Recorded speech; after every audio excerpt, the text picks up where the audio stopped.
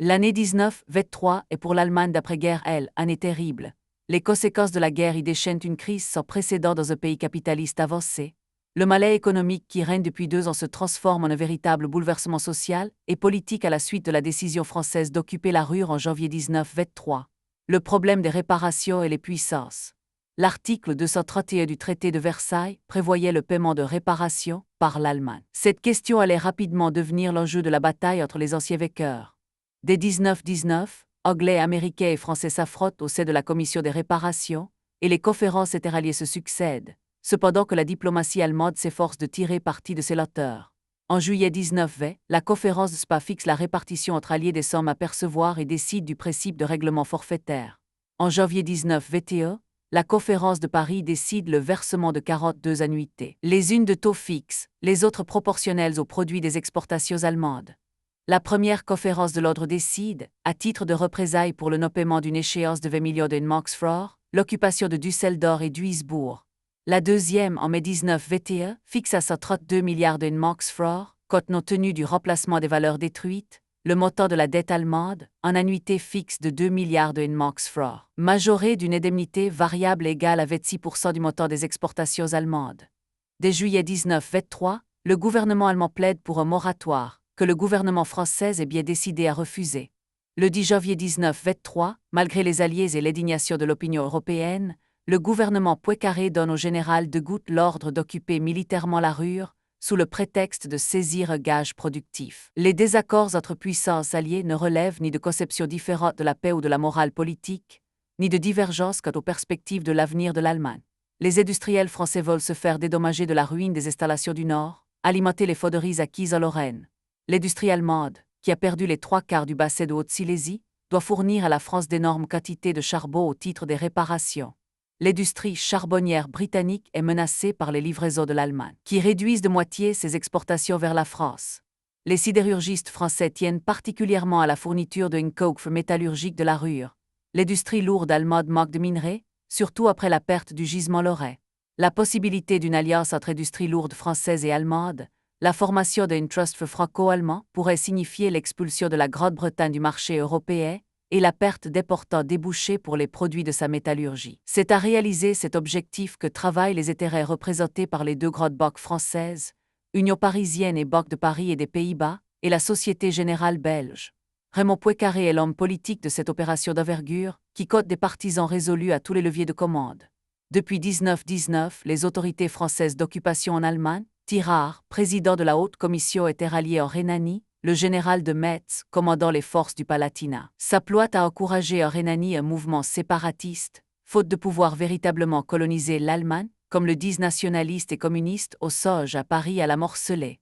Un État rhénan globant la Ruhr pourrait constituer le support politique d'une domination française en Europe, et la base de condominium franco-allemand sur le marché européen.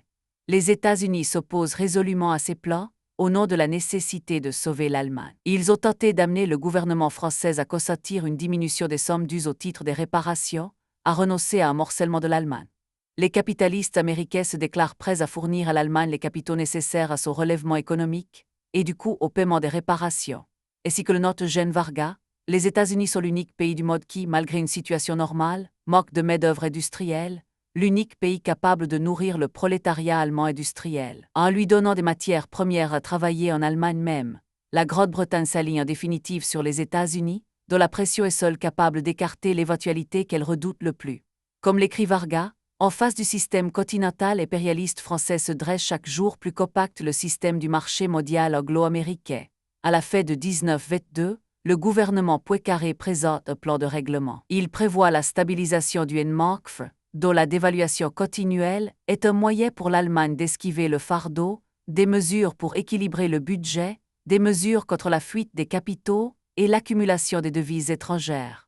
La commission des garanties siégeant à Berlin assumerait de fait la gestion des finances allemandes, pouvant s'opposer aux dépenses qui lui sembleraient déplacées et prescrire toute espèce d'augmentation des recettes qu'elle croira réalisables. L'Allemagne serait ainsi soumise à une tutelle plus sévère encore que la Turquie d'avant 1914.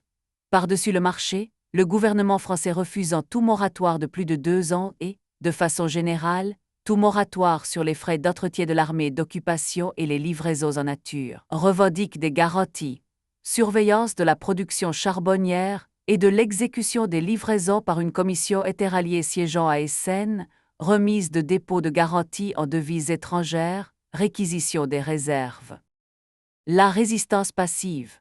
Dès le lendemain de l'occupation de la Ruhr par les troupes franco-belges, le gouvernement Cuno annonce qu'il résistera à l'agression étrangère. Le 12, le président Hébert lance un appel en ce sens. Le 13, le Reichstag, par 284 voix contre 12, décide la résistance passive. Aucun Allemand ne doit accepter de collaborer avec les autorités d'occupation, tout paiement est interdit. Les incidents se multiplient au fur et à mesure de l'extension de l'occupation. Il y a des coups de feu à Düsseldorf et Bochum, des grèves de cheminots ou de mineurs ici ou là. Les autorités d'occupation annoncent des mesures draconiennes pour briser cette résistance. Le 19 janvier, elles font arrêter le bourgmestre de Dortmund, le 27 Fritz Thyssen Jr. Le gouvernement allemand incite les ouvriers à ce qu'il appelle la grève patriotique, menace de considérer comme des traîtres ceux qui accepteraient de travailler pour l'occupant. Le 27 janvier, les autorités militaires françaises annoncent qu'elles ont décidé de prendre en main l'exploitation des chemins de fer de la Ruhr, pratiquement paralysés par la grève. Elles parviendront à les remettre en marche par un appel massif à des cheminots français et belges après expulsion de la zone d'occupation de 1400 cheminots allemands. Le 29 janvier, elles proclament l'état de siège et décidant d'étendre la zone occupée jusqu'à la frontière hollandaise. Début janvier, le conflit a pris un caractère plus violent. La décision du gouvernement Cuno d'appeler à la résistance passive, la campagne nationaliste de la grande presse, les mesures de représailles des occupants. Tout contribue à passionner le conflit et à déchaîner les forces nationalistes d'extrême droite. Cuno, qui a le soutien des grands industriels, laisse par la force des choses la bride sur le cou au chef de la Reichswehr, dont la complicité avec les chefs de bande nationalistes s'organise presque ouvertement. Le 26 janvier, Ludendorff a lancé un appel aux armes. De l'Allemagne entière, de nouveau enfiévrée par les passions nationalistes, à court des volontaires des groupes paramilitaires, des anciens des corps francs. Les chefs de la Reichswehr coordonnent le tout avec l'accord du gouvernement. Le 30 janvier, le chancelier Cuno et le général Vossicht s'entretiennent au sujet de l'armement et de la mobilisation et se mettent d'accord en ce qui concerne les relations avec l'Orgeck. Le lendemain, le général rencontre Jungfer, aventurier mondialement connu, qui lui expose ses vues en ce qui concerne le sabotage des chemins de fer. Une autre conversation avec Steen porte sur le financement de ces nouvelles activités. C'est à peu près à cette époque que le lieutenant-colonel Vostulpnagel reçoit mission de s'installer clandestinement dans la zone occupée, afin d'y diriger les opérations de sabotage. Il résume lui-même sa mission en ces termes: il s'agit de transformer la résistance passive en résistance active, nuit de la Seine et le MIF, et de l'organiser aussi rapidement que possible par l'État. Le 13 février, le général Vossicht fera un entretien avec des représentants des industriels de la Ruhr et les dirigeants de la Reichsbank. Ces derniers se déclarent prêts à lui fournir sur le champ 300 millions de marks destinés à l'achat d'armes autrichiennes en Italie par l'intermédiaire de Mussolini. Le 15, il rencontre les dirigeants de l'Orgeck. Le 17, au cours d'une discussion avec des directeurs du Kaserne de Steen et le propriétaire de mine Voloastein, est décidée une rencontre avec Ludendorff. Le 20, au domicile du directeur général de Steen, Vossicht et Ludendorff se rencontrent pour une discussion des conditions de la collaboration entre la Reichswehr et les activistes d'extrême droite. Le résultat de cette intense activité politique est la recrudescence des violences dans la Ruhr. Des rails, des fils électriques et téléphoniques sont coupés, les sabotages se multiplient, paralysant fréquemment industrie et transport. Les occupants ripostent par des arrestations massives après chaque attentat, apportant ainsi de l'eau au moulin des nationalistes, dont l'objectif est précisément de soulever toute la population dans une lutte acharnée dont ils conserveraient le contrôle. Le Parti social-démocrate s'est lancé à corps perdu dans la nouvelle union sacrée provoquée par l'action franco-belge. Au nom du groupe parlementaire, Hermann Müller a apporté le soutien de son parti à la politique de résistance passive en dépit des réticences manifestées par de nombreux députés, y compris au moment du vote. Le Parti communiste, lui, a refusé de se laisser entraîner dans ce qu'il considère comme une nouvelle capitulation devant la bourgeoisie allemande, une réédition du vote du 4 août 1914. Dans la Ruhr, il appelle les travailleurs à se battre sur deux fronts, aussi bien contre l'occupant que contre leur propre bourgeoisie, qui les abuse. La propagande communiste dénonce l'escroquerie qui envoie à l'abattoir les prolétaires allemands pour soutenir les 50% de Steen. Radek commente en termes ironiques le patriotisme de l'industrie chimique allemande, et l'accord conclu quelques semaines après la proclamation de la résistance passive entre l'Abadie Chanillet et le gouvernement français concernant la vente de secrets de fabrication d'explosifs et la construction d'une usine d'explosifs en France. Il s'agit pour les communistes d'arracher la classe ouvrière allemande, et d'abord celle de la Ruhr, au courant nationaliste dans lequel on essaie de l'entraîner. Les ouvriers de la Ruhr sont en effet l'enjeu d'une concurrence acharnée entre autorités allemandes légales et autorités d'occupation. La militante communiste Kat Paul décrit en ces termes ce conflit. Il était d'une importance capitale, à la fois pour la bourgeoisie allemande et pour les généraux français, d'avoir avec soi les ouvriers. Les uns et les autres ont cherché à attirer dans leur camp le prolétariat de la Ruhr et n'ont pas regardé à la dépense pour y arriver. Les généraux français exploitent consciemment la haine de la classe ouvrière allemande pour ses maîtres. Les généraux français répètent en toute occasion que les troupes françaises sont entrées dans la Ruhr contre les bourgeois et non contre les ouvriers. De nombreux agents français sillonnent la Ruhr, agissant dans le même sens. Côté allemand, mêmes efforts. Quand un directeur est arrêté par les Français, on essaie de constituer dans l'usine une commission de libération composée surtout d'ouvriers et si possible comprenant un ouvrier communiste. Plus encore que les commissions de libération, la grève de protestation est à la mode. Quoi qu'il arrive, directeur arrêté, un maire condamné, un fonctionnaire expulsé, on essaie de déclencher une grève en promettant que les grévistes seront payés pour leur journée de grève. Rapidement cependant, la résistance passive révèle un visage tout différent de celui qu'auraient voulu lui donner les dirigeants allemands du gouvernement et de l'armée. Du côté des travailleurs, et malgré les menaces de tout ordre, la pression de la misère est déterminante. Les ouvriers prennent conscience que ce n'est pas leur propre cause qu'ils défendent en se déclarant solidaires de leur patron. Les conseils d'usine des entreprises Thyssen révoquent leurs délégués qui ont accepté de voter avec les patrons une motion pour la libération de Fritz Thyssen Jr. C'est que les industriels, rendus prudents d'ailleurs par quelques manifestations énergiques des occupants à leur égard, ne perdent pas de vue leurs intérêts matériels, même immédiats. Le charbon n'est pas distribué aux familles ouvrières comme le réclame le Parti communiste et souvent. Organisations syndicales et comités d'usine, il reste sur le carreau des mines jusqu'au moment où les camions de l'occupant viennent le charger, le patron se contentant, dans le meilleur des cas, d'une énergique protestation. La résistance passive des industriels prend de plus en plus l'allure d'une comédie. La tragédie se déroule dans les quartiers ouvriers. Là, la hausse des prix, le chômage croissant, la misère provoquent des explosions de colère, des manifestations de rue que les occupants réprimant. À Buerek-Legozen, ils lancent les chars contre les ouvriers qui défilent. À Essen, le 31 mars, les 53 000 ouvriers de Krupp débrètent à la nouvelle de l'arrivée d'une commission alliée. Puis, apprenant que l'armée française réquisitionne les camions qui servaient à transporter leur ravitaillement, ils manifestent directement contre l'occupant, 13 morts, 42 blessés. Ils ne réagiront guère quelques jours plus tard lors de l'arrestation de Gustav Krupp lui-même. En fait, ils sont pris entre deux feux et leur réaction spontanée, souvent attisée par des provocations, les conduit souvent à recevoir des coups des deux côtés. Le 13 avril à Mulheim, une foule ouvrière prend d'assaut l'hôtel de Ville, sous l'impulsion de militants communistes et d'anarcho-syndicalistes, désigne un conseil ouvrier qui décide la distribution de vivres et la constitution d'une milice ouvrière. Les autorités d'occupation se sont abstenues d'intervenir, puisque l'action n'est pas dirigée contre elles, mais elles autorisent la police allemande à pénétrer dans leur zone pour y rétablir l'ordre. La police reprend l'hôtel de ville de Mulheim le 21 avril, après des combats qui font 10 morts et 60 blessés. Terroristes de l'armée et des groupes francs multiplient de leur côté attentats et sabotages, cherchent à provoquer des représailles qui rassemblent autour de la population dans un réflexe de nationalisme. Un commando fait sauter un pot près des scènes. Bientôt, un ancien des corps francs va devenir la première victime de la cause nationaliste allemande.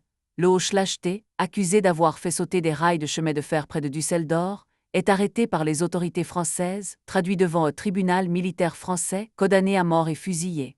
Cela se passe pendant les bagarres de Bochum, et Inkelfrepol peut écrire « L'ouvrier allemand est forcé de commencer sa lutte contre l'occupation », ce qui rend sa lutte contre la bourgeoisie allemande très ardue. Elles permettent à ces brigands que sont les capitalistes allemands d'apparaître comme des héros nationaux, persécutés dans l'intérêt de la patrie. Lutter à la fois contre le capitalisme allemand et le militarisme français n'est possible au prolétariat allemand que s'il est assuré d'une aide active et résolue de la part du prolétariat français. Telle est apparemment l'opinion de Geneviève, qui écrit aux dirigeants de la section française de l'Internationale qu'elle tient jusqu'à un certain point entre ses mains le sort de l'Internationale communiste. Débarrassée depuis le début janvier de son aile la plus droitière, à la suite de la démission de Frossard, le Parti français essaie de faire campagne contre l'intervention, de dénoncer la politique impérialiste de Poincaré, d'affirmer la solidarité des prolétariats français et allemands, d'organiser surtout la propagande antimilitariste en vue de la fraternisation au sein des troupes d'occupation. Apparemment, déjà Cachet, Semar, Montmousseau et plusieurs autres ont été arrêtés en janvier, au lendemain de la conférence tenue à Essen. C'est bientôt le tour des dirigeants des jeunesses communistes, Gabriel Péry. Une nouvelle équipe d'agitateurs dirigée par un autre responsable des JC. Henri Lozeret part clandestinement pour la Ruhr, elle n'aura pas meilleure fortune. Malgré les efforts de l'Internationale communiste pour organiser une campagne européenne contre l'occupation, de la conférence de Francfort en mars, devait être le point de départ. Les résultats se font attendre. La vérité est que les ouvriers de la Ruhr sont totalement isolés du prolétariat français, et qu'ils le sont même, dans une large mesure, du reste du prolétariat allemand. Cet état de choses est à la base du nouveau conflit qui éclate au sein du KPD. Les difficultés de la lutte sur deux fronts. La situation explosive qui se développe dans la Ruhr accuse en effet des divergences à l'intérieur du Parti communiste allemand. Au congrès de Leipzig, Brandl fera considérer comme un geste de défiance la demande de la gauche de discuter des conséquences politiques de l'occupation de la Ruhr et a écarté l'inscription de la question de l'ordre du jour. Le 13 janvier, au Reichstag, les députés communistes ont refusé la confiance au gouvernement Cuno. Leur orateur, Paul Froelich, prononce un réquisitoire contre Cuno et Poincaré, frères jumeaux, contre l'occupation de la Ruhr et la politique de résistance passive. Nous sommes en guerre, et Ingolf Liebknecht nous a enseigné comment la classe ouvrière doit mener une politique de guerre. De Romain a appelé à la lutte de classe contre la guerre. Ce sera notre mot d'ordre. Pas de paix civile, mais la guerre civile. Le 23 février, un éditorial de la centrale de Dorothée Faneux endosse cette politique sous le titre « Frapper Poincaré et Cuno sur la Ruhr et sur la Innsbruck ». La bataille de la Ruhr est un conflit entre bourgeoisie, sur l'Indosf de la classe ouvrière allemande.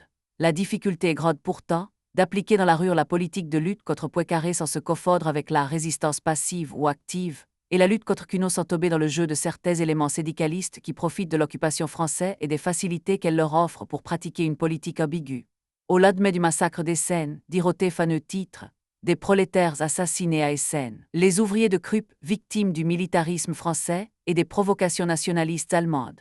À la conférence des conseils d'usine qui se réunit à Essen le 11 mars, Ingolf Becker, délégué de la centrale, insiste sur la nécessité de lutter contre l'occupation de la Ruhr et le traité de Versailles, notamment par la propagande révolutionnaire dans les rangs des troupes d'occupation, et pour le reste, reprend les mots d'ordre de désarmement des contre-révolutionnaires, d'armement des ouvriers, de gouvernement ouvrier et de mise sur pied d'organes du Front unique prolétariat, comité de contrôle, conseil d'usine, saturie prolétarienne. Les mêmes thèmes sont repris à la conférence internationale de Francfort, destinée à coordonner l'action internationale contre l'occupation. Et sur ces mots d'ordre, il n'y a pas au moins une apparence de désaccord. Bientôt cependant un article de Talémé, qui passe pour être le cerveau théoricien de la centrale, provoque dans le parti et l'international une levée de boucliers. L'idée centrale en est que les rôles des bourgeoisies françaises et allemandes ne sont pas identiques, en dépit de l'identité de leur essence de classe. Pour lui, la bourgeoisie allemande, dans son action de résistance, joue un rôle objectivement révolutionnaire contre son propre gré, comparable à celui qu'avait joué Bismarck entre 1864 et 1870 dans sa lutte pour l'unité allemande, et qui avait été reconnu comme tel par Marx et Engels. Talémé souligne que, si la défaite de l'impérialisme français dans la guerre mondiale n'avait pas été et ne pouvait pas avoir été un objectif communiste, la situation n'est plus identique. Sa défaite dans la guerre de la Ruhr constitue un objectif communiste. Pour le moment, donc, l'objectif des communistes coïncide, quoique de façon limitée, avec celui de la bourgeoisie allemande, et leurs voix ne se sépareront qu'à partir de la capitulation inévitable de la bourgeoisie allemande devant la bourgeoisie française. Le prolétariat allemand devra alors abattre sa propre bourgeoisie, avant de conclure victorieusement sa lutte contre l'impérialisme étranger. Les communistes tchécoslovaques Neura et Sommet se dressent avec vigueur contre cette analyse, qui conduirait les communistes à soutenir, même temporairement, leur bourgeoisie. Et ils y dénoncent des rôles du patriotisme de 1914, critique qui semble largement partagée par la gauche allemande. L'article de Talémé expose-t-il l'orientation claire, délibérée et consciente de la centrale allemande? Est-il, comme l'affirme Ruth Fischer, directement inspiré par Moscou, c'est-à-dire par Radek? Les partisans de cette thèse, qui veulent voir dans le national-bolchevisme, l'alliance entre la Russie soviétique et le nationalisme et le militarisme allemand, la cause des défaites prolétariennes de cette époque, citent à l'appui de leur interprétation au discours de Boukharine au 4e congrès, des États prolétariés peuvent-ils, sur la base de l'opportunité stratégique du point de vue du prolétariat dans son ensemble, conclure des blocs militaires avec des États bourgeois? Il n'y a pas ici une différence de principe entre prêt et un bloc militaire, et je maintiens que nous sommes assez grands pour pouvoir conclure une alliance militaire avec la bourgeoisie de pays, afin d'écraser la bourgeoisie de notre pays. Dans ce type de défense et d'alliance militaire avec des États bourgeois, nos camarades ont le devoir de contribuer à la victoire de tels blocs. Si dans une phase ultérieure du développement, la bourgeoisie de tels pays alliés est elle-même vécue, alors d'autres tâches apparaissent hilarité. Que je n'ai pas besoin de vous expliquer, vous comprendrez facilement vous-même. La thèse qui sera reprise à l'approche de la Deuxième Guerre mondiale, dans d'autres conditions, n'est pas aussi nette que le voudraient Ruth Fischer et ses disciples, car rien n'y apparaît, bien au contraire, comme un abandon délibéré par l'Internationale, et c'est partie de la politique révolutionnaire de destruction de l'État bourgeois. Il est aberrant d'ailleurs de faire d'une phrase de Boukharine, prononcée à l'occasion de la présentation de débats sur le programme, qui sera renvoyé, le credo des positions politiques fondamentales du parti russe et surtout de l'Internationale. Il en est de même des articles de Steklov dans les Izvestia, cités notamment par Cochin. Il est bien évident que les masses laborieuses de la Russie soviétique n'ont aucune sympathie particulière pour les gouvernements bourgeois allemands, et encore moins pour leurs éléments réactionnaires impérialistes. Néanmoins, la Russie soviétique, du point de vue de ses propres intérêts vitaux, ne peut permettre la soumission finale et la destruction de l'Allemagne par une alliance de la France et de ses vassaux, dont la Pologne est le principal. Une attaque polonaise contre l'Allemagne dans les circonstances présentes serait un coup direct contre l'Union soviétique. Cet avertissement lancé à la Pologne blanche ne saurait cependant être interprété comme un soutien inconditionnel à la bourgeoisie allemande.